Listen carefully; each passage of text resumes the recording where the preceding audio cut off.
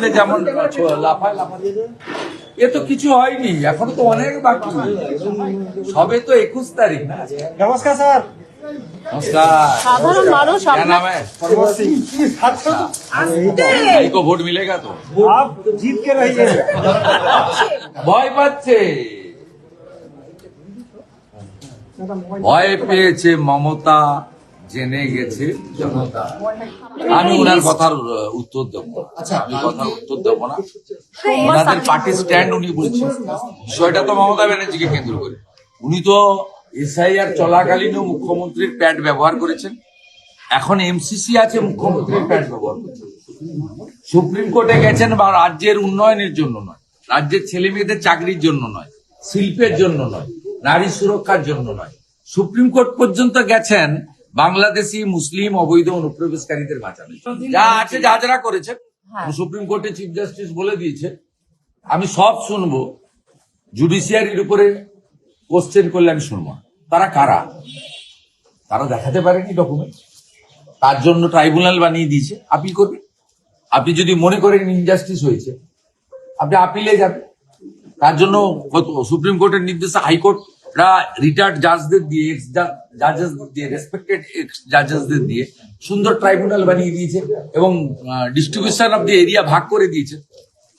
আপনি যদি অ্যাগ্রিড হন, আপনি ট্রাইব্যুনালে যাবেন। ভারতবর্ষের এত ডেমোক্রেসি আছে, এত সুন্দর আইন আছে, কিন্তু কান খুলে শুনে রাখুন, মৃত, ডবল ট্রিপল এন্ট্রি, ফেক এবং অভারতীয় বাংলাদেশি মুসলিম তার নাম থাকবে না। যেখানে খুশি যেতে পারেন, নাম থাকবে না। পরিষ্কার ভাবে কানে শুনে রাখুন। আপনি যদি ভারতীয় হন, আপনার যদি পেপারসের প্রবলেম থাকে, আপনি যদি মনে করেন যে জুডিশিয়াল অফিসাররাও আপনার সঙ্গে ইনজাস্টিস করে দিয়েছে, আপনি ট্রাইব্যুনালে আপিল করবেন। Tribunal will take final call, no problem. ওদের কাজ ওরা করবে। ভারতীয় জনতা পার্টি মমতা ব্যানার্জিকে হারাতে চায়, ভবানীপুরের মানুষকে পরিত্রাণ দিতে চায়, এখানে ভয় ভীতি মুক্ত করতে চায়। সেই জন্য রাজ্যের বিরোধী দল নেতাকে এখানে পাঠিয়েছেন। মোদিজির সৈনিক হিসাবে আমি এখানে এসেছি, বিজেপির প্রার্থী হিসাবে।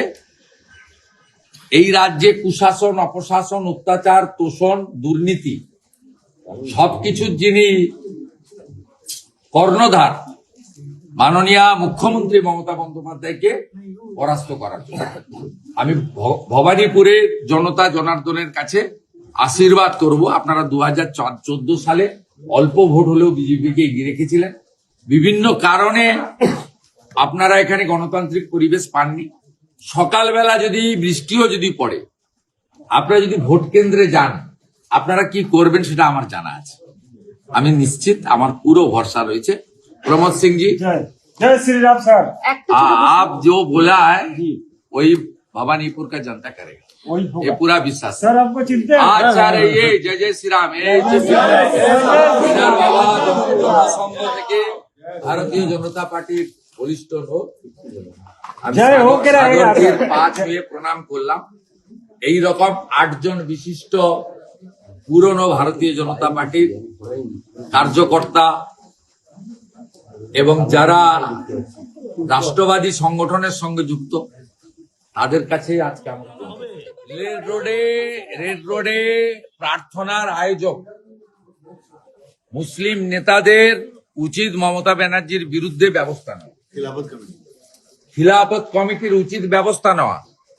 পরবর্তীকালে এটা একটা অন রেকর্ড খুব ব্যাড ইনসিডেন্ট হিসেবে থেকে গেল। ঠিক মোহাম্মদ আলী জিন্না, সোহরাবুর্দিরা যে ভাষায় কথা বলেছেন আজকে তিনি করেছেন, এবং ইসলাম ধর্মের মানুষরা 1 মাস ধরে তারা উপবাস ব্রত পালন করেছেন, করে তাদের যে প্রার্থনার মাধ্যমে আজকে রমজান মাসের পরিসমাপ্তি ঘটিয়েছেন, সেই মঞ্চকে যেভাবে রাজনীতিকরণ করলেন মুখ্যমন্ত্রী, এরপরেও যদি খেলাফত কমিটি কলকাতা রিয়াক্ট না করে, তাহলে আমরা ধরে নেব মমতা ব্যানার্জির এই রাজনীতিকরণ এবং মৌলবাদী উস্কানি, ঘৃণা ছড়ানোর কাজে তাদেরও সমর্থন আছে। আমরা 24 ঘন্টা অপেক্ষা করব তাদের রিয়াকশনের জন্য। 10 প্রতিজ্ঞা কালকে 10 চপ, এক ঝুড়ি মিথ্যা।